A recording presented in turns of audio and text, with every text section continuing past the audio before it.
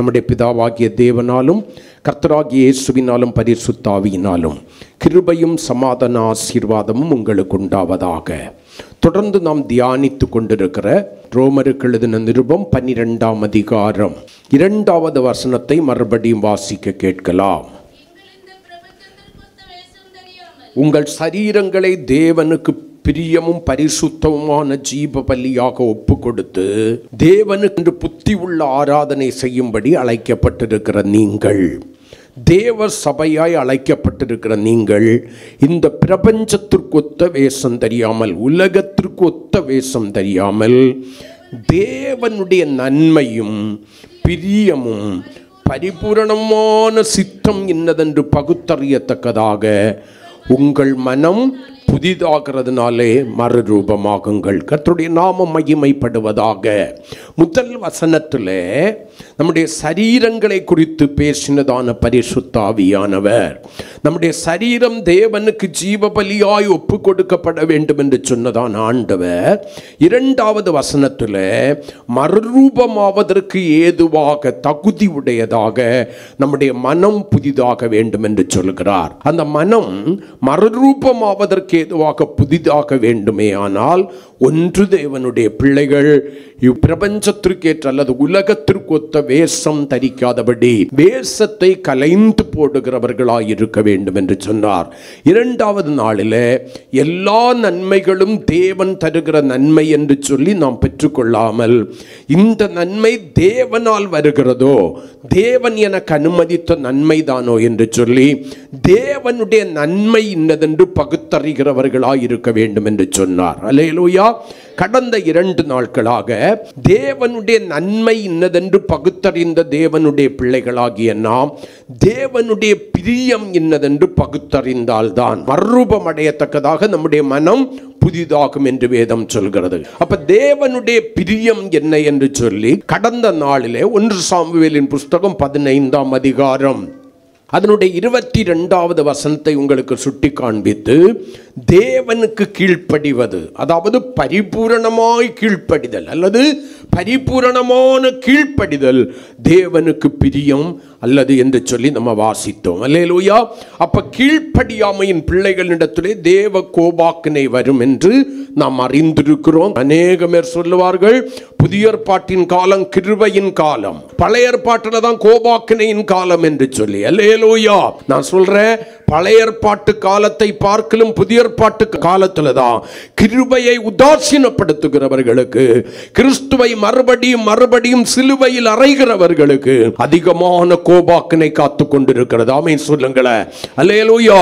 தங்களுக்கு வரும் கிருபையை போக்கடித்தவர்களுக்கு அதிகமான கோபாக்கினை காத்திருக்கிறதாக வேதம் நமக்கு சொல்லுகிறது. அல்லேலூயா. அப்ப கீழ்ப்படியாமையின் பிள்ளைகள் மேல் தேவ கோபாக்கினை வருகிறதா இருக்கிறபடியினால், ஒன்று தேவனுடைய பிள்ளைகளாகிய நாம் தேவனுக்கு கீழ்ப்படுகிறவர்களாக இருக்க வேண்டும். அல்லேலூயா. 2, தேவ ஆவியினாலே உங்கள் மேல் உள்ள பாரத்தினாலே உண்மையாய் ஊழியம் செய்கிற உங்களை நடத்துகிற தேவனுடைய ஊழியக்காரர்களுக்கு நீங்கள் கீழ்ப்படுகிறவர்களாக இருக்க வேண்டும். 3வதாக ஒருவருக்கொருவர் கீழ்ப்படுகிறவர்களாக இருக்க வேண்டும். மனைவி கணவனுக்கு கீழ்ப்படிய வேண்டும். அதே நேரத்திலே கணவன் அப்படி விடுந்துவிடக்கூடாது. கர்த்தருக்கு ஸ்தோத்திரம். மனைவியினிடத்திலே அன்பு கூறுகிறவனாய் இருக்க வேண்டும். அல்லேலூயா. பிள்ளைகள் பெற்றோருக்கு கீழ்ப்படிய வேண்டும். அல்லேலூயா. பெற்றவர்கள் என்ன செய்ய வேண்டும்? பிள்ளைகளை கோபமூட்டாதபடி பாதுகாத்துக் கொள்ள வேண்டும். அல்லேலூயா. வேலைக்காரர்கள் எஜமான்களுக்கு கீழ்ப்படிய வேண்டும். எஜமான்கள் என்ன செய்ய வேண்டும்? எனக்கு எஜமான் ஒருவர் பரலோகத்திலே இருக்கிறார் என்கிற பயத்தோடும் நடுக்கத்தோடும் கூட தன்னுடைய வேலைக்காரர்களை நடத்துகிறவர்களாய் இருக்க வேண்டும். அல்லேலூயா. இப்படி யார் யாருக்கு கீழ்ப்படிய வேண்டும்? வேதம் சொல்கிறது, இளைஞர் யாருக்கு கீழ்ப்படிய வேண்டும்?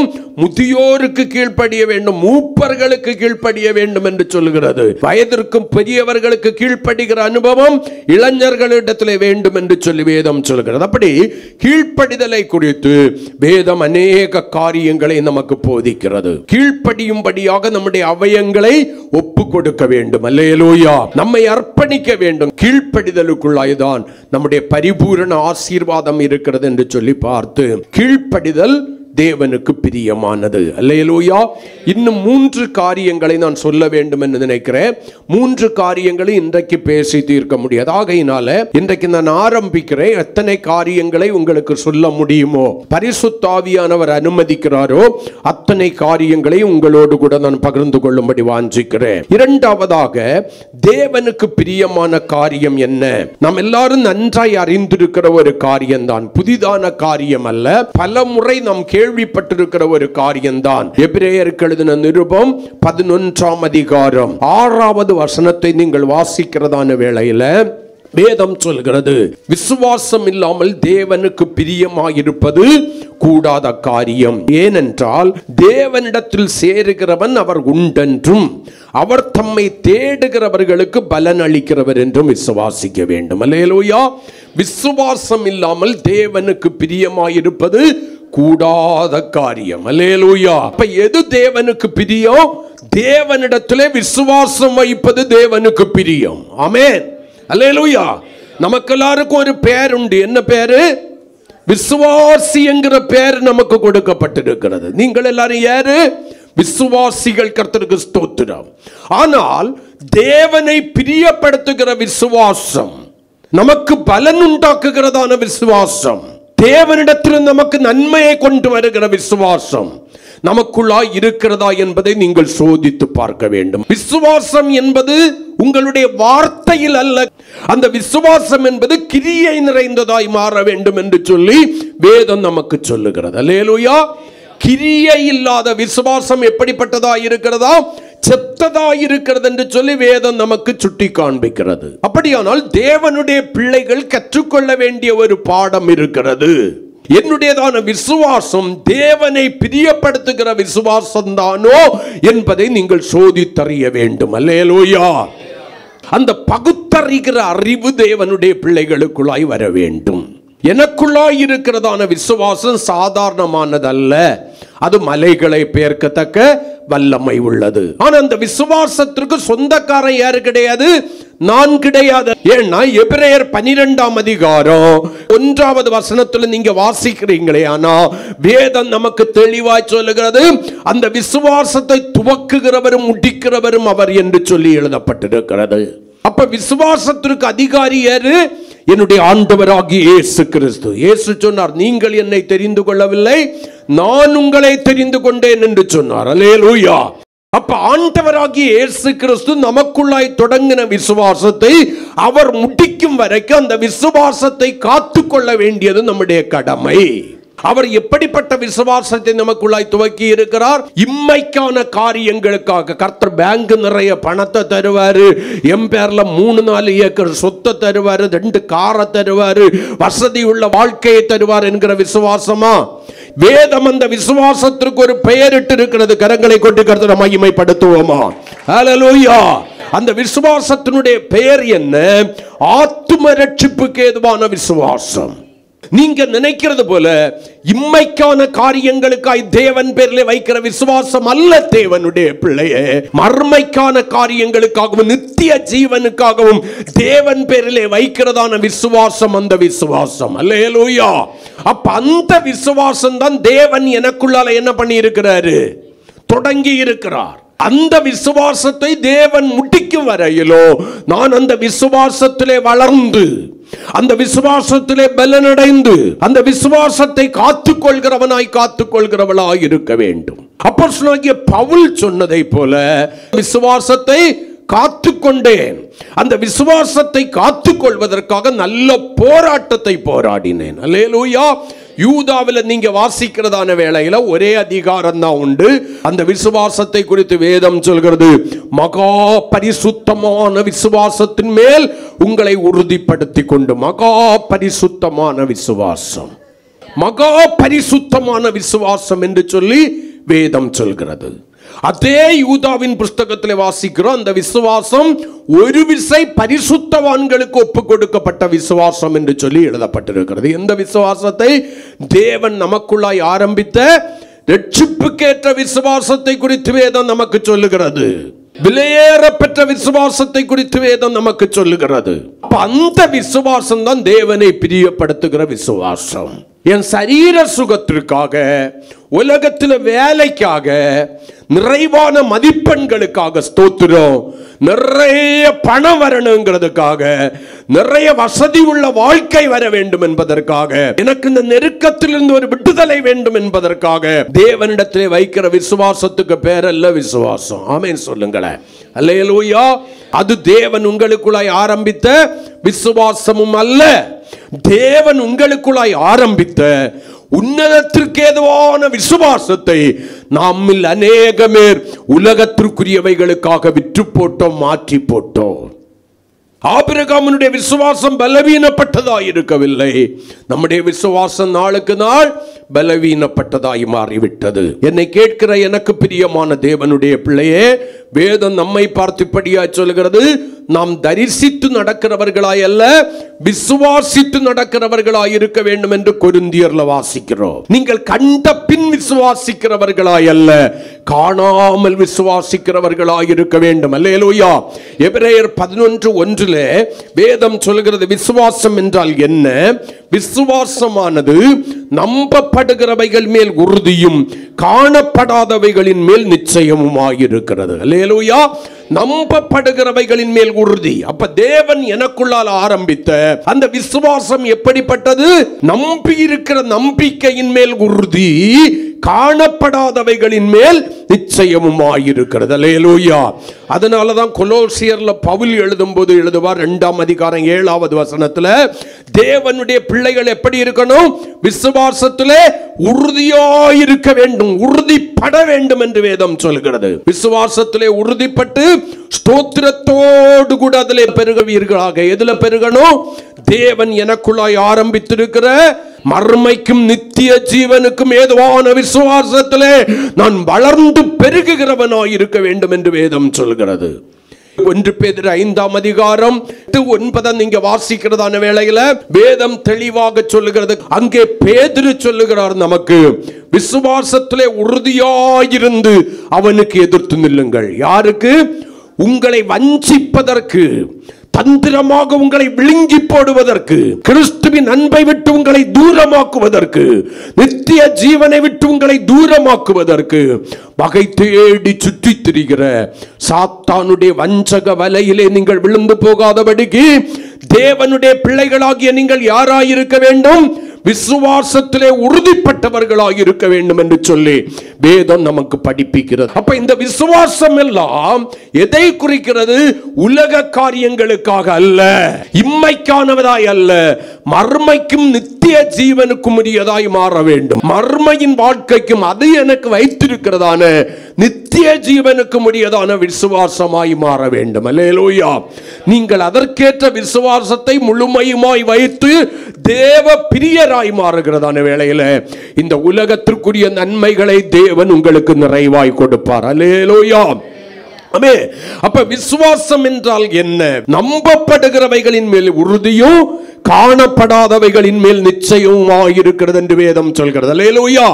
அப்ப காணாத தேவனை, அவர் மேல் நான் வைத்திருக்கிற நம்பிக்கை உறுதியாயிருக்கிறபடியினால், அசையாமல் இருக்கிறபடியினால், ஒருவரும் சேரக்கூடாத ஒளியிலே வாசமாயிருக்கிறார். ஆண்டவருக்கு ஸ்தோத்திரம். அந்த தேவனை நான் விசுவாசிக்கிறேன். அல்லேலூயா. என்னுடைய விசுவாசம் எப்படி இருக்கிறது? நிச்சயமானதாய் இருக்கிறது, உறுதியாய். நிச்சயம்னா என்ன? உறுதியாய் இருக்கிறது. இயேசுவை நீங்க நேரே பார்த்திருக்கிறீங்களா? அவர் உங்களுக்காக மரித்ததை நீங்க பார்த்தீங்களா? அவருடைய இரத்தத்தை பார்த்தீங்களா? அவர் உங்களுக்காக ஆயத்தம் பண்ணி வைத்திருக்கிற பரலோகத்தை பார்த்தீங்களா? இல்லை.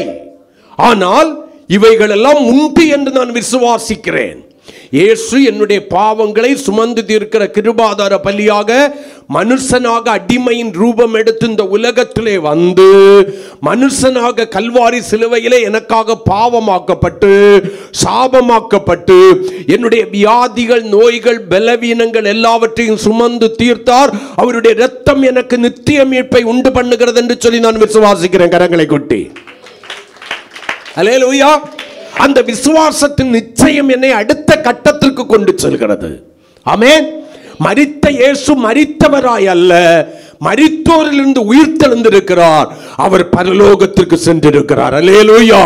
பரலோகத்திற்கு சென்றிருக்கிற இயேசு வெகு சீக்கிரமாய் வருவார் என்கிற விசுவாசம் எனக்குள்ளாய் இருக்கிறது. கரங்களை கொட்டி அந்த விசுவாசத்திலே நான் நிச்சயம் உள்ளவனாய் இருக்க வேண்டும். ஆமென், அல்லேலூயா. மூன்றாவதாக, இயேசு வெறுங்கையோடு வந்து வெறுங்கையோடு போவதற்கல்ல வருவது, அவருக்கென்று ஆயத்தமாய் காத்திருக்கிற தேவ சபையை, அவருடைய சரீரமாகிய சபையை அவரோடு கூட எடுத்துக்கொள்வதற்கு வருகிறார் என்கிற விசுவாசத்தின் நிச்சயம் எனக்கு வேண்டும். அல்லேலூயா. இவைகளை நான் கண்டதில்லை, ஆனால் நான் விசுவாசிக்கிறேன். அல்லேலூயா, அல்லேலூயா. எனக்குள்ளாய் அந்த விசுவாசம் இருக்கிறது. கடைசியாக, இயேசுவோடு கூட நித்திய நித்திய யுகமாய் நான் பரலோகத்திலே வாழப்போகிறேன் என்கிறதான அசைக்க முடியாத விசுவாசம் இருக்க வேண்டும். அந்த விசுவாசத்தை தேவன் நமக்கு உன்னதத்திற்குரிய விசுவாசமாய் நமக்குள்ளே உருவாக்கினார். நாமோ அந்த விசுவாசத்தை உலக காரியங்களுக்குள்ளவைகளாக மாற்றிவிட்டோம். அல்லேலூயா. 1 பேதுரு 1 வசனத்தை வாசிச்சு பாருங்க. அப்போஸ்தலனாகிய பேதுரு அங்கே சொல்லுகிற ஒரு காரியம் என்று, அவரை நீங்கள் காணாதிருந்தும் அவரிடத்தில் அன்பு கூறுகிறீர்கள். காணவில்லை, நேரடியாக உங்களுடைய கண்கள் காணவில்லை, ஆனால் அவரிடத்திலே அன்பு கூறுகிறீர்கள், அவருடைய கற்பனையை கை கொள்கிறீர்கள். இப்பொழுது அவரை தரிசியாமல் இருந்தும், நீங்கள் இன்னும் நேரடியாக அவரை தரிசிக்கவில்லை, அவரிடத்தில் விசுவாசம் வைத்து, ஆமென், நான் தரிசியாத இயேசுவின் மேல் விசுவாசம் வைத்து சொல்லி முடியாததும் மகிமையால் நிறைந்திருக்கிறதுமான சந்தோஷம் உள்ளவர்களாய் களி கூர்ந்து, 9வது வசனம் சொல்கிறது, உங்கள் விசுவாசத்தின் பலனாகிய ஆத்தும ரட்சிப்பை அடைகிறீர்கள். அல்லேலூயா. அப்ப என்னுடைய விசுவாசம் முடிவுல கொண்டு என்னை எங்கே நிறுத்துகிறது? அதுதான் விசுவாசம். அதுதான் தேவனை பிரியப்படுத்துகிற விசுவாசம். நான் தேவனிடத்திலே வைத்திருக்கிறதான விசுவாசத்தின் முடிவு. அவர் அந்த விசுவாசத்தை முடிக்கிறதான வேளையில அந்த விசுவாசம் எனக்கு கொடுக்கிறதான பலன். எபிரேயர் 11:6 கடைசியில வாசிச்சோமே, விசுவாசிக்கிறவன் அவரிடத்திலே பலன் உண்டு என்று விசுவாசிக்க வேண்டும். நான் அவரிடத்திலே வைக்கிற விசுவாசத்திற்கு பலன் உண்டு. அந்த பலனாகிய ஆத்தும ரட்சிப்பு எனக்கு கிடைக்கிறது என்கிற விசுவாசம். அல்லேலூயா. அதுக்காக தான் இவ்வளவு பிரயாசப்படுறோம். உலகம் நிந்திச்சாலும் வெள்ளையும் உடுக்கிறதுக்கு காரணம் அதுதான். உறவுகள் தூசித்தாலும் புறக்கணித்தாலும் எல்லாத்தையும் கலத்துறதுக்கு காரணம் அதுதான். உறவுகள் நம்மை புறக்கணித்த போதிலும் இயேசுவுக்காக இன்னும் வைராக்கியமாய் நிற்பதற்கு காரணம் அதுதான். அநேகம் பேருக்கு நம்ம பைத்தியமாய் இருக்கலாம். நம்மை பார்த்து சிலர் சொல்லலாம், இவங்களை எல்லாம் பிரெயின் வாஷ் பண்ணி வச்சிருக்கிறாங்கன்னு சொல்லலாம். யாரும் நம்மை பிரெயின் வாஷ் பண்ணல. கிறிஸ்து எனக்குள்ளாய் தேடி வந்து வைத்த அந்த விசுவாசம் எனக்குள்ளாய் உண்மை உள்ள விசுவாசம், உறுதியான விசுவாசமாய், பலன் கிடைக்கும் என்கிற நம்பிக்கை நிறைந்த விசுவாசமாய் இருக்கிறபடியினால நான் கிறிஸ்துவுக்கு ஏற்ற வைராக்கியம் உள்ளவனாய் இருக்கிறேன். இதுதான் உண்மை. கரங்களை கொட்டி கர்த்தரை மகிமைப்படுத்துவோம். அப்ப அப்படியே விட்டுவிடவில்லை. அப்ப அந்த தேவனை பிரியப்படுத்துகிற விசுவாசம் எப்படிப்பட்டது என்பதை குறித்தும் ஆண்டவர் சொல்லி இருக்கிறார். எபிரேயருக்கு எழுதின நிருபம் 10ஆம் அதிகாரம் 38-39 வசனங்களை முதலாவது வாசிக்கலாம். விசுவாசத்தினாலே நீதிமான் பிழைப்பான், அவன் கிறிஸ்துவனுடைய நாமத்தின் மேல் வைத்திருக்கிற விசுவாசத்தை விட்டு பின்வாங்கி போவானால் அவன் மேல் என் ஆத்துமா பிரியமாயிராது என்கிறார். நாமோ கெட்டு போக பின்வாங்குகிறவர்களாயிராமல், அங்கே ஆத்தும ரட்சிப்பு என்று எழுதப்பட்டிருக்கிறது. அதை இங்கே எபிரேய நிருபாக்கியன் எழுதுகிறான், ஆத்தும ஈடேற விசுவாசிக்கிறவர்களாக இருக்க வேண்டும். அல்லேலூயா. அப்ப ஆண்டவரை பிரியப்படுத்துகிற விசுவாசம் என்ன? நல்லா கவனிங்க. அவர் எனக்குள்ளாய் ஆரம்பித்திருக்கிற விசுவாசம் அவரை பிரியப்படுத்துகிற விசுவாசம். அப்ப என்னுடைய வாழ்க்கையை ஆண்டவரை பிரியப்படுத்துகிறதாக இருக்க வேண்டுமே ஆனால் நான் அவருடைய நாமத்தின் மேல் வைத்திருக்கிற விசுவாசம் அவரை பிரியப்படுத்துகிற விசுவாசமாக இருக்க வேண்டுமே ஆனால், எனக்கு பிரியமான தேவனுடைய பிள்ளையே, வேதம் சொல்லுகிறது, எந்த சூழ்நிலையிலும் அவரை விட்டு பின்வாங்காத ஒரு விசுவாசம் வேண்டும்.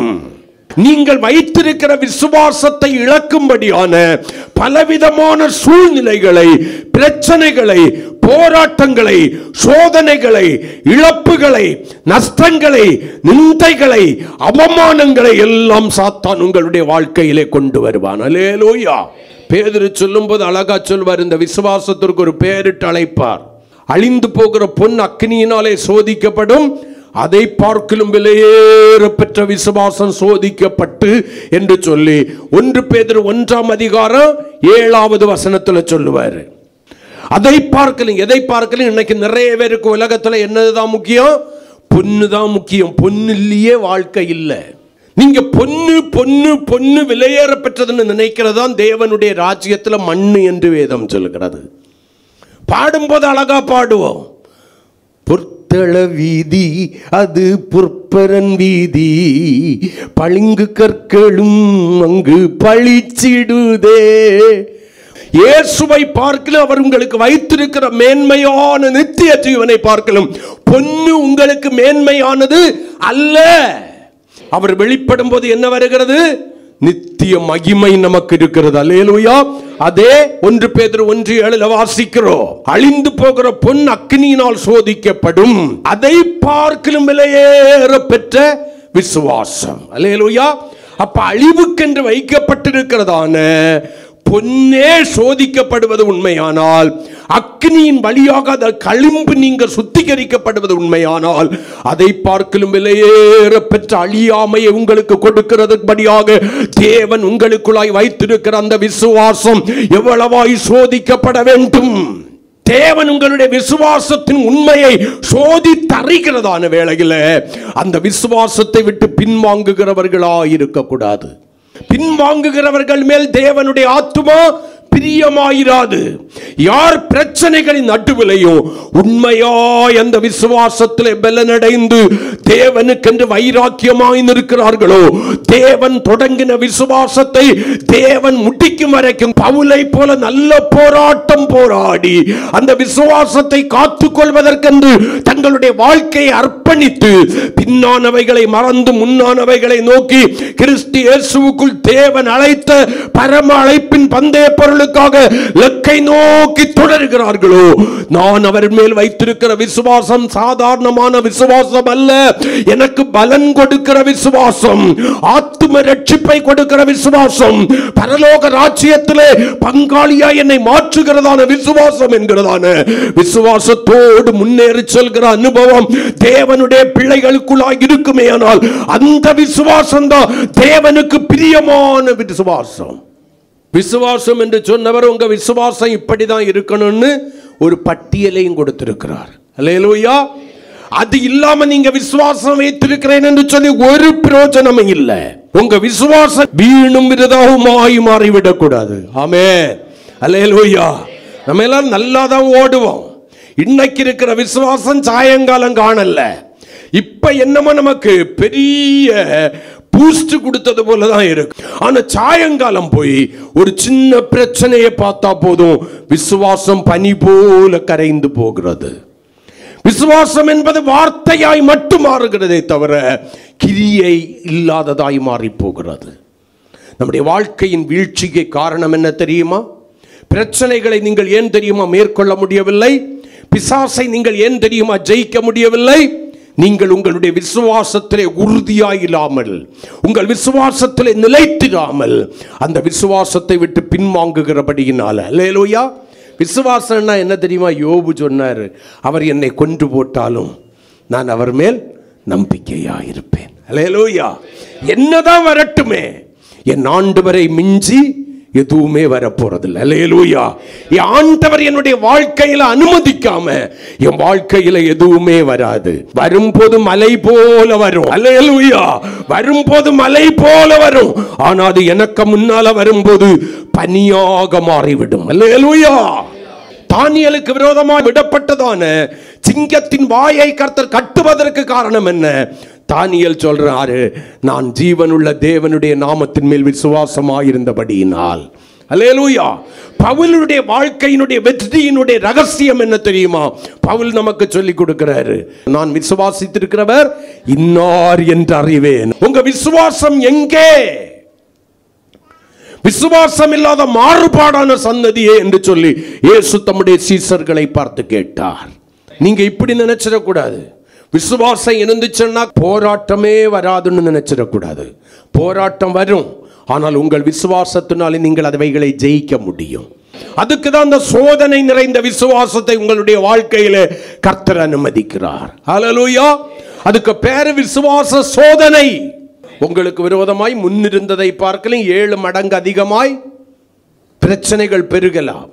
சாத்ராக் மேசாக் ஆபேத்நேகோவுக்கு விரோதமாய் 7 மடங்கு அதிகமாய் சூளை சூடாக்கப்பட்டதை போல பிரச்சனைகள் பெருகலாம். நீங்க எப்படி சொல்லணும்?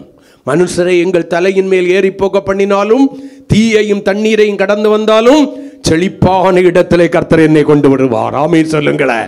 ஹல்லேலூயா. தீயும் தண்ணீரும் என்பது எதை குறிக்கிறது? பயங்கரமான சோதனைகளையும் உபத்திரவங்களையும் குறிக்கிறது. மனுஷர் தலையின் மேல் ஏறி போகிறது என்பது எதை குறிக்கிறது? மனுஷனால் வருகிற நிந்தைகளையும் அவமானங்களையும் குறிக்கிறது. நீ விசுவாசத்தில் உண்மையாக இருக்கும்போது உன்னை நேசித்தவர்கள் எல்லாம் உன்னை தூசிக்க ஆரம்பிப்பாங்க. அப்பவும் அந்த விசுவாசத்தை நீ விட்டுடக்கூடாது. ஹல்லேலூயா. என்னை அழைத்தவர் உண்மை உள்ளவர், அவர் எனக்கு வாக்கு பண்ணி இருக்கிறார், அவர் எனக்கு சொல்லி இருக்கிறாரு, உலகத்தின் முடிவு பரியந்தம் சகல நாட்களில் நான் உன்னுடனே கூட இருப்பேன். அவர் எங்கூட இருக்கிறார். அவர் ஜெயித்தவர், என்னை ஜெயிக்கிறவனாக ஜெயிக்கிறவளாக மாற்றுவார். சாத்ராக் மேசாக் ஆபேத்து சொன்னது போல சொல்லுங்க, ஒருவேளை ஜெயிக்காம தோக்க பண்ணினா கூட நான் இந்த விசுவாசத்தை விட்டு பின்வாங்க மாட்டேன். நான் கேட்கிறதெல்லாம் எனக்கு கொடுத்தாதான், நான் கேட்கிறபடி எல்லாம் எனக்கு கிடைச்சாதான், என் ஜெபம் கேட்கப்பட்டதுக்கு முன்னால, நான் நினைக்கிறதுக்கு முன்னால கர்த்தர் கொடுத்தாதான் அப்படின்னு நினைச்சிடக்கூடாது. சில வேளையில் நான் சொல்றேன், நீங்க மனசுல நினைக்கவே வேண்டாம், அதை கர்த்தர் உங்களுக்கு கொடுத்திருப்பார். சில வேளையில் நீங்க மனசுல நினைச்ச உடனே கொடுத்திருப்பாரு. சில வேளையில் ஆண்டவரே இது எனக்கு வேணும்பான்னு சொன்ன உடனே கொடுத்திருப்பாரு. சில வேளையில் ஒரு சின்ன ஜெபத்தில் அது வந்திருக்கும். சில வேளைகளில் ஒரு நாள் ஜெபத்தில் வந்திருக்கும். சில வேளையில் உபவாச ஜெபத்தில் வந்திருக்கும். கர்த்தருக்கு ஸ்தோத்திரம். சில வேளைகளில் அது கிடைக்காமலே இருக்கும், காலதாமதம் ஆகி கொண்டே இருக்கும். ஆனால் நீங்கள் உங்களுடைய விசுவாசத்தை விட்டு பின்வாங்காமல் முன்னேறி செல்கிற தேவனுடைய பிள்ளைகளாக வேண்டும். நின்றே விஸ்வாசமோ பங்கம் வருகையில்லா, அது பிராபிச்சிடும் நிச்சயம். அது பிராபிக்கும் போ நஷ்டம் லாபமாகும், துக்கம் சந்தோஷமாயி மாறும். உந்தன் விஸ்வாசமோ வெட்கம் அடைந்திடாதே, அது ஜெயித்திடுமே நிச்சயம். அது ஜெயிக்கையிலே நஷ்டம் லாபமாகும், துக்கம் சந்தோஷமாக மாறும். நஷ்டங்களிலும் பதறிடாதே, கண்ணீரிலும் தளர்ந்திடாதே, நான் என்றும் தேவன், நீ என்றும் எந்தன் சொந்தம். நான் என்றும் தேவன், நீ என்றும் எந்தன் சொந்தம். ஹல்லேலூயா. ஆமென். நான் அக்கினி சூளையின் வழியாக கடந்து சொல்லட்டும், அங்கே நீர் இருப்பீர், என்னை வெட்கப்படுத்த மாட்டீர். நான் சிங்கத்தின் கபியிலே போடப்படட்டும், அங்கே நீர் இருப்பீர், என்னை வெட்கப்படுத்த மாட்டீர். உபத்திரவத்தின் நாட்கள் என்னை பிடித்துக் கொள்ளட்டும், அங்கே நீர் இருப்பீர், என்னை வெட்கப்படுத்த மாட்டீர் ஆண்டவரே என்கிற அந்த விசுவாசத்திலே உறுதிப்பட்டு முன்னேறி செல்கிற ஒரு அனுபவம். பின்வாங்கி போகிறவர்களாய் அல்ல. நான் நினைக்கிறது நடந்தாலும் நடக்காவிட்டாலும், நான் விரும்புகிறது கிடைத்தாலும் கிடைக்காவிட்டாலோ, ஹல்லேலூயா ஹல்லேலூயா ஹல்லேலூயா, நான் அவருடைய நாமத்தின் மேல் வைத்திருக்கிற விசுவாசத்தை விட்டு பின்வாங்க மாட்டேன். அந்த விசுவாசம் என்னை பரலோகத்திலே கொண்டு வந்து சேர்க்கும். கரங்களை கொட்டி ஹல்லேலூயா. ஒருவேளை மோசே இஸ்ரவேல் ஜனங்களுடைய விடுதலைக்காக பரிந்து பேசுவதற்கு பார்வோனுக்கு முன்னால நின்னதை போல உங்களுடைய விசுவாசம் பெருக பெருக பெருக பெருக பெருக போராட்டங்கள் இஸ்ரவேல் ஜனங்களுடைய வாழ்க்கையிலே பெருகினதை போல உங்க வாழ்க்கையில பெருகலாம், கொந்தளிப்புகள் எழும்பலாம். இப்ப நினைப்பீங்க, ஒரேடிய கர்த்தர் அமைத்து போட போகிறார். ஆமென் ஹல்லேலூயா. இனி இந்த சிங்கம் எனக்கு விரோதமாய் கர்ஜிப்பதில்லை, இந்த அக்கினியின் உக்கிரகம் எனக்கு விரோதமாக எழும்பி என்னை பட்சிப்பதில்லை. ஹல்லேலூயா ஹல்லேலூயா ஹல்லேலூயா.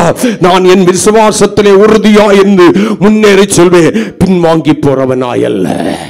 பின்வாங்கி போகாத விசுவாசம் யாருக்குள்ளால இருக்கிறதோ அந்த விசுவாசம் தேவனுக்கு பிரியம். சூழ்நிலை இப்படி ஆயிற்றே ஆயிற்றே ஆயிற்றேன்னு தலையில அடிச்சுக்காதீங்க. சூழ்நிலையை நொடி பொழுதிலே மாற்றுவதற்கு தேவன் உண்மை உள்ளவர். ஆனா நீங்க உண்மை உள்ளவர்களா இருக்கணுமே, நீங்க உண்மை உள்ளவர்களா இருக்கணுமே. தேவனுடைய பிள்ளைகளுக்கு ஒரு நியமம் கொடுக்கப்பட்டிருக்கிறது. விசுவாசத்தினாலதான் சகலவற்றையும் பெற்றுக்கொள்ள வேண்டுமா? ரோமர் 14:23 நீங்க வாசிச்சு பாருங்க. வேதம் சொல்கிறது, விசுவாசத்தினால் வராத யாவும் பாவம் என்று எழுதப்பட்டிருக்கிறது. விசுவாசத்தினால் வராத யாவும் பாவம் என்று எழுதப்பட்டிருக்கிறது. எல்லாத்தையும் விசுவாசத்தோடு தான் தேவனுடைய பிள்ளைகள் பெற்றுக்கொள்ள வேண்டும். அதுக்கு பின்வாங்காத விசுவாசம் வேண்டும். என்னுடைய முயற்சிகள் எனக்கு கொடுக்கிற ஜெயத்தை பார்க்கலும் தேவனுடைய நாமத்தின் மேல் நான் வைக்கிற உண்மையான விசுவாசம் எனக்கு ஜெயத்தை கொடுக்க வல்லமை உள்ளதாக இருக்கிறது. முதலாவது எந்த விசுவாசம் தேவனுக்கு பிரியம்? பின்வாங்காத விசுவாசம். இரண்டாவதாக என்னுடைய விசுவாசம் எப்படி இருக்கணும்ங்கிறத குறித்து அவர் சொல்லி இருக்கிறாரு. மார்க் எழுதின சுவிசேஷம் 11ஆம் அதிகாரம் 22-23 வசனங்களை வாசித்து பாருங்கள். இயேசு அவர்களை நோக்கி, தேவனிடத்தில் விசுவாசம் உள்ளவர்களாயிருங்கள். எவனாகிலும் இந்த மலையை பார்த்து நீ பெயர்ந்து சமுத்திரத்திலே தள்ளுண்டு போ என்று சொல்லி தான் சொன்னபடியே நடக்கும். இயேசுவின் நாமத்தினாலே, அவருடைய நாமத்தின் மேல் நான் வைத்திருக்கிற விசுவாசத்தினாலே சொல்லுகிறேன், நான் சொல்லுகிறபடியே நடக்கும் என்று தன் இருதயத்தில் சந்தேகப்படாமல் விசுவாசித்தால் அவன் சொன்னபடியே ஆகும் என்று மெய்யாகவே உங்களுக்கு சொல்லுகிறேன். அல்லேலூயா. இரண்டாவது எந்த விசுவாசம் தெரியுமா தேவனுக்கு பிரியம்? உங்க தேவனிடத்தில் நீங்க வைக்கிற விசுவாசம் எப்படிப்பட்டதா இருக்க வேண்டும் தெரியுமா? சந்தேகம் இல்லாத விசுவாசமா இருக்க வேண்டும். அந்த விசுவாசத்துல சந்தேகம் வந்துடக்கூடாது. அதான் விசுவாசத்துல உறுதியாய் நிலைத்திருக்கிற ஒரு அனுபவம். நம்மள நிறைய பேர் வாயை திறந்த விசுவாசம் விசுவாசம் விசுவாசம் விசுவாசம்னு பேசுவோம் மற்றவங்கிட்ட. ஆனா நம்முடைய சொந்த வாழ்க்கையில விசுவாசத்திற்கு நமக்கும் என்ன சம்பந்தம்? நம்ம எல்லாம் மற்றவங்களுக்கு சொல்லுவோம், இவங்களுக்கெல்லாம் விசுவாசமே இல்லை, கர்த்தர் இப்படி செய்து இவங்களுக்கு விசுவாசம் இல்லை. நானா இருந்தா உங்க வாழ்க்கையில் அந்த சூழ்நிலைக்குள்ளால நீங்க கடந்து போகும்னாலே உங்களுடைய விசுவாசத்தை செயலிழக்க பண்ணுகிறீர்கள். விசுவாசம் என்று பேசுகிற உங்களில் அநேக பேருக்குள்ளாய் எழும்பி இருக்கிற ஒரு பெரிய குட்டிய நோய் சந்தேகம் என்கிற பேய். ஆண்டவர் சொல்றாரு, இருதயத்தில் சந்தேகப்படாமல். உங்க விசுவாசத்தோடு கூட சந்தேகம் என்கிற பேய் கலந்து விடக்கூடாது. அந்த பேய்க்கு இடம் கொடுத்திடக்கூடாது. மரணமானாலும் ஜீவனானாலும் கர்த்தருடையதான அவருடைய நாமத்தின் மேல் வைத்திருக்கிற விசுவாசத்தில் அவருக்கு பிரியமான விசுவாசமாக இருக்க வேண்டுமே. ஆனால் பிரச்சனைகளை பார்த்து பின்வாங்காத உங்களுடைய விசுவாசத்தில் இரண்டாவது இருக்க வேண்டிய ஒரு காரியம், கர்த்தர் செய்வாரா செய்ய மாட்டாரா என்கிறதல்ல. இடது கை லைட்டா ஒரு தரிப்பு தெரிச்சா போதும், இது காற்றா தான் இருக்கும். இவங்களே தீர்ப்பெழுதிடுவாங்க, இது என்னதுதான் அதுதான். நீங்க தீர்ப்பெழுதுறதுல தவறு இல்லை, ஆனால் உங்க சமாதானத்தை இழந்து போகிறீர்கள், உங்கள் சந்தோஷத்தை இழந்து போகிறீர்கள். பல ஆயிரங்களை விரயம் பண்ணி போய் பார்க்குறீங்க, கடைசியில் பார்த்தா ஒன்றும் இல்லை. ஒரு இடத்துல நினைக்கிறோம் கர்த்தர் நம்மளை பார்த்துக்கிடுவார், கர்த்தர் நம்மளை தூக்கி எடுப்பார், பிரச்சனைகளை மாற்றுவார். நெருக்கத்தில் இருந்து அடுத்த நிமிடம் நினைக்கிறோம் நம்ம பிரச்சனை இவ்வளவு பெருசா இருக்கு, இது இப்படி ஒருவேளை கர்த்தர் கைவிட்டுட்டாருன்னா ஓடுவோம். விசுவாசத்திலே சந்தேகம் என்கிற பேய்க்கு இடம் கொடுத்து விடுறோம். நமக்குள்ளார ஒரு கேள்வி எழும்புகிறது, ஒருவேளை கர்த்தர் செய்ய. அந்த ஒருவேளை என்ன எழும்புறது தான் பிரச்சனையே. இந்த ஆனாலும் ஒருவேளை அப்படிங்கிற இந்த சில சிம்டம்ஸ் நமக்குள்ளால இருந்துச்சுன்னா அதை இன்னைக்கு தூக்கி போட்டுறணும். இந்த ஆனாலும் இருக்கிறது, எனக்கு விசுவாசம் இருக்கு, எனக்கு விசுவாசம் இருக்கு, ஆனாலும் இந்த ஆனாலும் கர்த்தர் என்னை ஆசீர்வதிப்பார்னு விசுவாசம் இருக்கு, ஆனாலும் ஒருவேளை, அதுதான் சந்தேகம். உங்களுடைய விசுவாசத்திற்கேற்ற பலனை உங்களுக்கு கொண்டு வராத சந்தேகம் அதுதான். நான் ஆராதிக்கிற ஆண்டவர் சர்வ வல்லமை உள்ள ஆண்டவர், எனக்கு யாவையும் செய்வதற்கு போதுமான ஆண்டவர், அவரால் செய்யக்கூடாத அதிசயமான காரியம் ஒன்றுமில்லை. அவர் அதன் காலங்களிலே நேர்த்தியாய் காலம் தவறாமல் செய்வார் என்கிற விசுவாசத்தின் உறுதி, அந்த விசுவாசம் அவரை பிரியப்படுத்துகிற விசுவாசமாய் இருக்குமே. ஆனால் தேவ பிள்ளையே, நீ ஆண்டவராகிய இயேசுவின் மேல் வைத்திருக்கிற விசுவாசம் உன்னை வெட்கமடைய செய்கிற விசுவாசமாய் அல்ல, உனக்கு பலனை கொண்டு வருகிற விசுவாசமாய் மாறும். கொஞ்சம் கூட சந்தேகம் வந்துடக்கூடாது. நீங்க விசுவாசிக்க ஆரம்பிக்கிறதுல இருந்து சூழ்நிலைகள் கொஞ்சம் கூட கடினமாகலாம், நிந்தைகள் பெருகலாம், அவமானங்கள் பெருகலாம், நெருக்கங்கள் இன்னும் சூழ்ந்து கொள்ளலாம். அந்த வேளையிலையும் ஐயே, நான் அக்னியை கடந்து வந்தவன், இந்த வெயிலுக்கா பயப்பட போறேன். உங்களுக்குள்ளாய் இந்த விசுவாசம் சந்தேகமற்ற விசுவாசமாய் இருந்த போது நீங்கள் மலைகளை குன்றுகளாய் பார்த்தீர்கள். நான் உங்களை குறித்து தான் சொல்றேன். உங்களுக்குள்ளாய் இருந்த விசுவாசம் பலமுள்ள விசுவாசமாய், உறுதியான விசுவாசமாய், சந்தேகம் இல்லாத விசுவாசமாய் இருந்த போது நீங்கள் மலைகளை குன்றுகளாக பார்த்தீர்கள். ஆனால் விசுவாசத்திலே சந்தேகம் என்கிற ஒன்று புகுந்து கொண்ட போது பனிகளை கூட நீங்கள் பெரும் மலைகளாக பார்க்கிறீர்கள். நான் இப்படியே உங்களுக்கு புரியும்படி சொல்றேன். உங்களுக்குள்ள அசைக்க முடியாத விசுவாசம், சந்தேகமற்ற விசுவாசம், தேவனுக்கு பிரியமான விசுவாசமாய் இருந்ததான வேளையிலே நீங்கள் பெரிய பிரச்சனைகளை எல்லாம் எளிதாய் ஜெயித்தீர்கள். ஆனால் உங்களுடைய விசுவாசத்தில் எப்பொழுது சந்தேகம் என்கிற ஒன்று புகுந்து கொண்டதோ, இப்பொழுது சின்ன காரியங்களை கூட நீங்கள் தாண்டி செல்ல முடியாத பிரச்சனையாக, பெரும் பிரச்சனையாக பார்த்து கொண்டிருக்கிறீர்கள். சந்தேகத்தை விட்டுருங்க, கர்த்தர் செய்வார், கர்த்தர் செய்வார். ஆனால் தகுதி உனக்குள்ள இருக்கணும். விசுவாசம் கிரியை நிறைந்ததா இருக்கணும், கர்த்தர் விரும்புகிறதா இருக்கணும், கர்த்தரை மகிமைப்படுத்துகிறதா இருக்கணும். அந்த விசுவாசம் சாதாரணமானதல்ல, சந்தேகம் இல்லாத விசுவாசமாய் இருக்குமே. ஆனால் தேவனுக்கு பிரியமான விசுவாசமாய் மாறி கர்த்தரை ஆசீர்வதிப்பதற்கும் உயர்த்துவதற்கும் ஏதுவாய் மாறும். மலை போல உனக்கு முன்பாக நிற்கிறவர்கள் பனி போல மாறினார். அல்லேலூயா. மலை போல வருவதெல்லாம் பனி போல் மாறிடுமே, உன்னதரின் கிருபைகளும் உந்தனை சூழ்ந்திடுமே. மலை போல வருவதெல்லாம் பனி போல் மாறிடுமே, உன்னதரின் கிருபைகளும் உந்தனை சூழ்ந்திடுமே. சபையே நீ பயப்படாதே, மகிழ்ந்து களி கூறு. சபையே நீ பயப்படாதே, அம்மே மகிழ்ந்து களி கூறு. உன்னவன் இயேசு உந்தனுக்கே மாபெரும் காரியம் செய்திடுவார். உன்னவன் இயேசு உந்தனுக்கே மாபெரும் காரியம் செய்திடுவார். சபையே நீ பயப்படாதே, மகிழ்ந்து களி கூறு. சபையே நீ பயப்பட, தேவஜனமே நீ பயப்படாதே, மகிழ்ந்து களி கூறு. மன்னவன் இயேசு உந்தனுக்கு மாபெரும் காரியம் செய்திடுவார். அல்லேலூயா, அல்லேலூயா, அல்லேலூயா. ஆராய்ந்து முடியாத பெரிய காரியத்தையும் எண்ணி முடியாத அதிசயத்தையும் கர்த்தர் உனக்கு செய்து உன் தலையை உயர்த்துவார். சந்தேகப்படாத. இன்னைக்கு இருக்கிற சூழ்நிலையை பார்க்காத, உன்னை சூழ்ந்து நிற்கிறதான பிரச்சனைகளை பார்க்காத, நீ வேலை செய்கிற இடத்துல இருக்கிற நெருக்கடியை பார்க்காத, ஹல்லேலூயா, உன் தொழில இருக்கிற போராட்டங்களை பார்க்காத, கடினமாக இருக்கிற சில காரியங்களை பார்த்து சோர்ந்து போகாத, உன் குடும்பத்தினுடைய சூழ்நிலையை பார்த்து சோர்ந்து போகாத, சந்தேகப்படாம முன்னேறிப்பார், தானாக அவைகள் விலக ஆரம்பிக்கும். ஆமென். வாரது மட்டும்தான் உனக்கு தெரியும், அது எப்ப எப்படி விலகுச்சுன்னு உனக்கு தெரியாது. காரணம் ஆண்டவராக அதை மாற்றுறதாமேன்னு சொல்லுங்களேன். நான் சொல்லுவேன், விசுவாசத்தினால என்னால் ஜெயிக்க முடியாதது இந்த உலகத்தில் ஒண்ணுமே கிடையாது.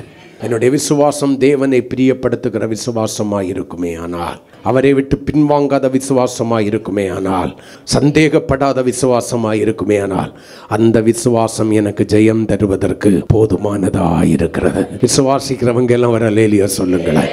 ஹல்லேலூயா, ஹல்லேலூயா, ஹல்லேலூயா. எங்கேயும் எப்பொழுதும் கிரியை செய்வதற்கு ஆண்டவர் போதுமானவர். எந்த மனிதனுடைய இருதயத்திலும் உனக்கு தயை உண்டாக்குவதற்கு ஆண்டவர் போதுமானவர். மாற்றங்களை ஏற்படுத்த கர்த்தரால் மட்டும்தான் முடியும். ஆமென் சொல்லுங்களேன். ஹல்லேலூயா. நீ எதை குறித்து பயந்து கொண்டிருக்கிறாயோ, நீ பயந்தது உனக்கு நேரிடாதபடிக்கு கர்த்தர் உன்னை எல்லா பயத்திற்கும் நீங்களாக்கி ரட்சிக்கிற தேவனாய், ஒரு வழி அடையும் போது புது வழி திறக்கிறதான தேவனாய் உன்னோடு கூட இருந்து உன்னை நடத்தி செல்வதை பார்ப்பாய். அல்லேலூயா. இந்த காரியம் நடக்கவே நடக்காது, சான்ஸ் இல்லைன்னு நினைக்கிறியா? அந்த காரியம் நடக்கும், கைகூடி வரும், மாற்றம் உருவாகும், மாற்றம் உருவாகும், மாற்றம் உருவாகும். சந்தேகப்படாமல் தேவனுக்கு பிரியமான விசுவாசத்தை அவருக்கு செலுத்து. மூன்றாவதாக அந்த விசுவாசத்தை எப்படிப்பட்டதாக இருக்க வேண்டும்? நல்லா கவனிங்க. அப்போஸ்தலர் நடபடிகளின் புஸ்தகம் 14ஆம் அதிகாரம் 9வது வசனம் இப்படியாய் சொல்கிறது. அப்போஸ்தலர் 14:9. பவுல் பேசுகிறதை கேட்டுக்கொண்டிருந்தான். அவனை பவுல் உற்று பார்த்து, ஒருத்தன் கவனமா, இத்தனை பேருக்கு நடுவில் எவனோ ஒருத்தன் கவனமா உற்று கவனிச்சுட்டு இருக்கான். பவுல் பிரசங்கித்துக் கொண்டிருக்கிறார், அநேகம் பேர் அதை கவனித்துக் கொண்டிருக்கிறார்கள். ஒரே ஒருவன் மட்டும் உற்று கவனித்துக் கொண்டிருக்கிறான். அல்லேலூயா. இப்ப பவுல் சொல்றாரு, ரட்சிப்புக்கேற்ற விசுவாசம் அவனுக்கு உண்டென்று கண்டு. அல்லேலூயா. அப்ப நம்ம தேவனிடத்தில் வைக்கிற விசுவாசம் ரட்சிப்புக்கேற்ற விசுவாசமாய் இருக்குமே ஆனால் மட்டுமே அது அவரை பிரியப்படுத்துகிற விசுவாசமாய் மாறும். அல்லேலூயா. ரட்சிப்புக்கேற்ற விசுவாசம். நான் முதல்ல சொன்னதை திரும்ப சொல்றேன். ஆத்தும ரட்சிப்புக்கேற்ற விசுவாசம், ஆத்தும ரட்சிப்பு ஈடேறுவதற்காக தேவனிடத்திலே வைக்கிறதான விசுவாசம். மண்ணிலிருந்து எடுக்கப்பட்ட என்னுடைய சரீரம் மண்ணுக்கு திரும்பினாலும் ஆவி தன்னை தந்த தேவனிடத்திற்கு செல்லும். ஆத்துமா நித்தியத்திலே தேவனோடு கூட வாழும் என்கிறதான அசைக்க முடியாத ரட்சிப்புக்கேற்ற விசுவாசம். அல்லேலூயா, அல்லேலூயா. எல்லா சூழ்நிலையிலிருந்து கர்த்தர் என்னை ரட்சிக்க வல்லமை உள்ளவராயிருக்கிறார் என்கிற விசுவாசம், உறுதியான விசுவாசம், நிலையான விசுவாசம் எனக்குள்ளாய் இருக்குமே ஆனால் தேவனுடைய பிள்ளையே, அது தேவனுக்கு பிரியமான விசுவாசம். நம்ம என்ன விசுவாசம் வச்சிருக்கிறோம்? கர்த்தர் ரட்சிப்பாருன்னு சொல்லிக்கிட்டு நம்ம முயற்சிக்கிறோம். அன்றியும் கர்த்தருக்குள் படுகிற பிரயாசம் விருதாவாய் இராதென்று அறிந்து என்று வேதம் சொல்கிறது. அருமையான தேவனுடைய பிள்ளையை புரிந்து கொள்ளுங்கள். அந்த ரட்சிப்புக்கேற்ற விசுவாசம், கர்த்தர் என்னை எழுந்து நடக்க செய்வார் என்கிற விசுவாசம், கர்த்தர் இந்த சூழ்நிலையை மாற்றி போடுவார் என்கிற விசுவாசம். தாவீது 23ஆம் சங்கீதத்திலே சொன்னதை போல, என் சத்துருக்களுக்கு முன்பாக எனக்கு ஒரு பந்தியை ஆயத்தம் பண்ணி என் தலையை எண்ணெயினால் அபிஷேகம் பண்ணுவார், என் பாத்திரம் நிரம்பி வழியும் என்கிறதான விசுவாசம். நான் நீடித்த நாட்களாய் தேவனுடைய வீட்டிலே தங்கி இருப்பேன் என்கிறதான விசுவாசம். நான் இந்த உலகத்திலே வாழ்ந்து உலகத்திலே மடிந்து அழிந்து போவதற்கு அழைக்கப்பட்டவன் அல்ல. அப்ப நான் ரட்சிக்கப்படுவதற்கு, என்னுடைய ரட்சிப்பு நிறைவேறுவதற்கு பிரயாசப்பட்டு கொண்டிருக்கிறேன். அல்லேலூயா.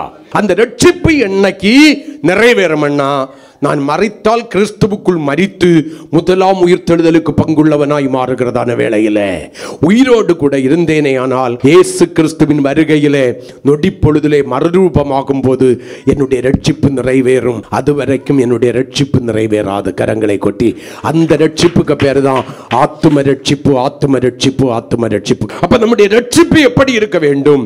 எந்த சூழ்நிலையிலும் கிறிஸ்துவை விட்டு பின்வாங்காததா இருக்க வேண்டும். கொஞ்சம் கூட சந்தேகம் இல்லாததா இருக்க வேண்டும். மூன்றாவதாக வேதம் சொல்கிறது ஆத்தும ரட்சிப்புக்கு ஏதுவானதாக இருக்க வேண்டும். ஆமீன் சொல்லுங்களேன். என்னுடைய ஆத்தும ரட்சிப்பு நிறைவேறுவதற்கு ஏதுவானதாக இருக்க வேண்டும். 1 கொரிந்தியர் 2ஆம் அதிகாரம் 4வது வசனத்தை கொஞ்சம் வாசிங்க. உங்கள் விசுவாசம் மனுஷனுடைய ஞானத்தில் அல்ல, தேவனுடைய பலத்தில் நிற்க வேண்டும். உங்க ஞானத்திலேயோ இன்னொருவருடைய ஞானத்திலேயோ உங்க விசுவாசம் நிற்க கூடாது. அந்த விசுவாசம் தேவனை பிரியப்படுத்தாது. மாறாக உங்களுடைய விசுவாசம் எதில் நிற்கணும்? தேவனுடைய பலத்தில் நிற்குமே. ஆனால் உங்க விசுவாசம் தேவனை பிரியப்படுத்துகிற விசுவாசமாய் மாறும். எந்த சூழ்நிலையிலும் பின்வாங்குகிறதான விசுவாசமாய் அல்ல, சந்தேகப்படுகிற விசுவாசமாய் அல்ல, ஆத்தும ரட்சிப்பை இழந்து போகிறதான விசுவாசமாய் அல்ல. அல்லேலூயா. பலன் கொடுக்கிறதான விசுவாசமாய் மாறும். இந்த காலை வேளையில் என்னை கேட்டுக்கொண்டிருக்கிற தேவனுடைய பிள்ளையே, அநேக வேளையில் உன்னுடைய விசுவாசத்தின் வலிமை குறைந்து போவதற்கு காரணம் என்ன தெரியுமா? உன்னுடையதான விசுவாசம் தேவனுடைய பலத்தில் அல்ல, மனுஷனுடைய ஞானத்திலும் உன்னுடைய ஞானத்திலும் இருக்கிறதா. நீ நினைக்கிறது தான் விசுவாசம்னு நினச்சிக்கிட்டு இருக்க. இல்லை, கர்த்தர் உங்களுக்குள்ளால் ஆரம்பித்திருக்கிற அந்த மகா பரிசுத்தமான விசுவாசம். ஒரு விசை உங்களுக்குள்ளாய் ஒப்பு கொடுக்கப்பட்டிருக்கிற அந்த விசுவாசத்துக்கு பேர் தான் விசுவாசம். அந்த விசுவாசம் தான் தேவனை பிரியப்படுத்துகிற, பின்வாங்காத, சந்தேகப்படாத ஆத்தும ரட்சிப்புக்கு ஏதுவான விசுவாசம். அந்த விசுவாசம் மனுஷனுடைய ஞானத்தில் அல்ல, தேவனுடைய பலத்திலே நிற்க வேண்டும். காரணம் என்ன? யோவான் 3ஆம் அதிகாரம் 16வது வசனம். தேவன் தம்முடைய ஒரே பேரான குமாரனை விசுவாசிக்கிறவன் எவனோ அவன் கெட்டு போகாமல் நித்திய ஜீவனை அடையும்படி அவரை தந்தருளி இவ்வளவாய் உலகத்தில் அன்பு கூர்ந்தார். அல்லேலூயா. தேவன் தம்மை விசுவாசிக்கிறவன் கெட்டு போயிடக்கூடாது. தேவன் தம்முடைய ஒரே பேரான குமாரனாகிய இயேசு கிறிஸ்துவை விசுவாசிக்கிறவன் கெட்டு போகாமல் அவனுக்கு நித்திய ஜீவனை கொடுக்கிற விசுவாசத்தையாக நமக்குள்ளால் ஆரம்பிச்சிருக்கிறார். கரங்களை கொட்டி 1 பேதுரு 1ஆம் அதிகாரம் 9வது வசனத்தை கூட கொஞ்சம் வாசிங்க. உங்கள் விசுவாசத்தின் பலனாகிய ஆத்தும ரட்சிப்பை அடைகிறீர்கள். ஆத்தும ரட்சிப்பாகிய நித்திய ஜீவனை எனக்கு கொடுக்கிற, அல்லது நித்திய ஜீவனிலே என்னை பங்குள்ளவனாய் மாற்றுகிற அந்த விசுவாசத்தை தேவன் எனக்குள்ளாய் ஆரம்பித்திருக்கிறார். அந்த விசுவாசம்தான் தேவனை பிரியப்படுத்துகிற விசுவாசம். அந்த விசுவாசம் என்னை பின்வாங்க விடுவதில்லை, சந்தேகப்பட விடுவதில்லை. அந்த விசுவாசம் ஆத்தும ரட்சிப்பை இழப்பதற்கு அனுமதிப்பதில்லை, அதை அடைவதற்கு என்னை வகை காட்டுகிற விசுவாசம். அந்த விசுவாசத்தை காத்துக்கொள்வோம், முன்னேறி செல்வோம். கர்த்தர் நம்மை ஆசீர்வதிப்பார். எல்லாரும் கொஞ்சம் நேரம் முழங்கால் படியிடலாம். சரீரங்களை ஜீவ பலியாய் ஒப்பு கொடுத்த நீங்கள் உங்கள் மனது புதிதாகும்படி, அது மறுரூபமாகுவதற்கு தகுதி உள்ளதாய் மாறும்படி, இப்பிரபஞ்சமாகிய உலகத்திற்கொத்த வேஷம் தெரியாதபடிக்கு தேவனுடைய நன்மை இன்னதென்று பகுத்தறிந்து தேவனுக்கு பிரியம் இன்னதென்று பகுத்தறிய வேண்டும். 1, தேவனுக்கு பரிபூரணமாய் கீழ்ப்படிவது அவருக்கு பிரியம். 2, அவரிடத்தில் ஆத்தும ரட்சிப்புக்கு ஏற்ற விசுவாசத்தை வைப்பது அவருக்கு பிரியம். தேவஜனமே, அந்த விசுவாசத்தை விட்டு நான் பின்வாங்கக்கூடாது. விசுவாசத்தில் சந்தேகத்தை ஏற்படுத்தி விடக்கூடாது. அந்த விசுவாசத்தை மனுஷனுடைய ஞானத்தில் நிறைந்து தேவ பலத்தை இழந்து ஆத்தும ரட்சிப்பை இழப்பதற்கு ஏதுவாய் மாற்றிவிடக்கூடாது. பின்வாங்காத விசுவாசம். எத்தனை முறை பின்வாங்கி இருப்பாய்? பிரச்சனைகளும் போராட்டங்களையும் பார்த்து கர்த்தர் உனக்குள்ளாய் வைத்த அந்த ரட்சிப்பு கேட்ட ஆத்தும ரட்சிப்பு ஈடேறுவதற்கு ஏதுவான அவரை பிரியப்படுத்துகிற விசுவாசத்தை விட்டு எத்தனை முறை பின்வாங்கி இருப்பாய்? எடுத்த தீர்மானங்களை எத்தனை முறை உடைத்து போட்டிருப்பாய்? தேவனை எந்த அளவிற்கு துக்கப்படுத்தி இருப்பாய்? நன்றாய் விசுவாசித்து ஓட ஆரம்பித்த உன்னுடைய வாழ்க்கையில் சில சூழ்நிலைகள் எவ்வளவு சந்தேகத்தை ஏற்படுத்தி விசுவாசத்தை இழக்கச் செய்தது, எவ்வளவு சந்தேகத்தை ஏற்படுத்தி விட்டது. அந்த சந்தேகம் உனக்கும் தேவனுக்கும் நடுவில் ஒரு பிரிவினையை உண்டாக்கி உன்னுடைய ஜெப வாழ்க்கை குறைய ஆரம்பித்தது, வேத தியானம் குறைய ஆரம்பித்தது, தேவனுக்கான வைராக்கியம் குறைய ஆரம்பித்தது. கடமைக்காக வேதத்தை சுமந்து கொண்டு தேவ சபைக்கு வருகிறாய், கடமைக்காக உட்காருகிறாய், கடமைக்காக போகிறாய். ஒரு நாளிலே தேவனுடைய வசனத்தை விருப்பமும் வாஞ்சையுமாய் கேட்டு அந்த வசனத்தின்படி வாழ வேண்டும் என்று வைராக்கியமுடையவனாய் வைராக்கியமுடையவளாய் இருந்த நீ இன்னைக்கு வசனத்திற்கு விரோதமாய் உன்னுடைய காதுகளை இருதயத்தையும் அடைத்து போட்டு அந்த விசுவாசத்தில் ஏற்படுத்த சந்தேகத்திலிருந்து வெளியே வர முடியாம அதற்குள்ளாய் முடங்கி போய் கிடக்கிறாய். அந்த சந்தேகம் எவ்வளவோ பேரிழப்புகளை உன்னுடைய வாழ்க்கையிலே கொண்டு வந்தது. சரீரத்திலே பிரச்சனைகள், ஆவிக்குரிய வாழ்க்கையிலே வீழ்ச்சி, பூமிக்குரிய நன்மைகளிலே இழந்து போன செய்த பகுதிகள் சந்தேகம். கர்த்தருடைய வாக்கு தத்தம் உன்னுடைய வாழ்க்கையிலே நிறைவேறாதபடிக்கு அந்த சந்தேகம் தடையாய் நின்றது. விசுவாசத்திற்கு எதிரடையாய் அது நின்றது. இந்த பகல் காலத்தில் என்னை கேட்கிற எனக்கு பிரியமான சகோதர சகோதரி, வாலிபனே, கன்னிகையே, கர்த்தர் உன்னோடு கூட தான் பேசி கொண்டிருக்கிறார். இது ஒரு பெரிய செய்தி. உங்களுக்கு நான் சுருக்கமாக சொல்லி இருக்கிறேன். மூன்றாவதாய், ரட்சிப்புக்கேற்ற விசுவாசம், ஆத்ம ரட்சிப்புக்கேற்ற விசுவாசம். அதுதான் தேவன் விரும்புகிற விசுவாசம், தேவனை பிரியப்படுத்துகிற விசுவாசம். அந்த விசுவாசத்தில் இம்மைக்கான காரியங்கள் அல்ல, மறுமைக்கான காரியங்கள். கொலோசியர் 3:1-2 எழுதப்பட்டதை போல மேலானவைகளை தேடுகிற, கிறிஸ்து தேவனுடைய வலது பரிசத்தில் வீற்றிருக்கிற மேலானவைகளை தேடுகிற விசுவாசம். யோவான் 6:27 எழுதப்பட்டதை போல அழிவுள்ளவைகளை அல்ல, அழியாமையாகிய நித்திய ஜீவனை சுதந்தரிக்கிற ஒரு விசுவாசம் நம்முடைய வாழ்க்கையிலே உருவாகும். இந்த காலை வேளையில் நம்மை அர்ப்பணிப்போம். நீ கெட்டு போகக்கூடாது என்பதற்காக தேவன் தம்முடைய ஒரே பேரான குமாரனை நமக்காய் தந்தருளினார். கெட்டு போவதற்கல்ல, ஆத்தும ரட்சிப்பு ஈடேறுவதற்கு விசுவாசிப்போம். தேவனுக்கு பிரியமான விசுவாசத்தை அவருடைய நாமத்தின் மேல் இருப்போம். மரித்தாலும் கிறிஸ்துவுக்குள் மரித்து, பிழைத்தாலும் கிறிஸ்துவுக்குள் பிழைத்து அவருடைய வருகையிலே செல்வதற்கு ஆயத்தமாவோம். கர்த்தர் நம்மை ஆசீர்வதிப்பார்.